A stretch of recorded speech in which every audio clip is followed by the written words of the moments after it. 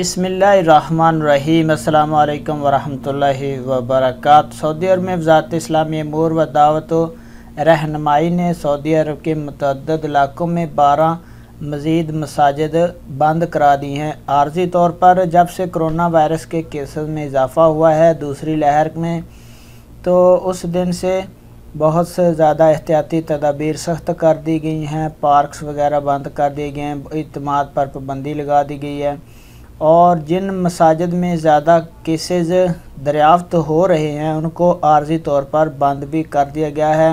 اب تک جو بند کرنے والے مساجد کی کل تعداد 44 تک پہنچ گئی ہے۔ سابق ویب سائٹ کے مطابق وزارت اسلامی امور نے بتایا کہ 28 مساجد کو سینیٹائز کرنے کے بعد نمازیوں کے لیے بحال کر دیا ہے، کھول دیا گیا ہے، اور وزارت کا مزید کہنا تھا کہ جمعرات کو ریاض کے 2 علاقوں میں اور مدینہ منورہ میں 2، مشرقی ریجن الحاصہ میں 2 اور باہا عقیق مشری میں 4، قسیم اور الرس میں ایک مسجد کو بند کیا، اور ان کو جب سینیٹائز کیا جائے گا اس کے بعد تسلی کر لے گی وزارت اسلامی امور، اور اس کے بعد ان کو کھول دیا جائے گا۔ وزارت اسلامی امور نے اطمینان دلایا ہے کہ بندش کا فیصلہ عارضی ہے اور بند کی جانے والی تمام مساجد کو سینیٹائز کرنے کے بعد بحال کر دیا جائے گا۔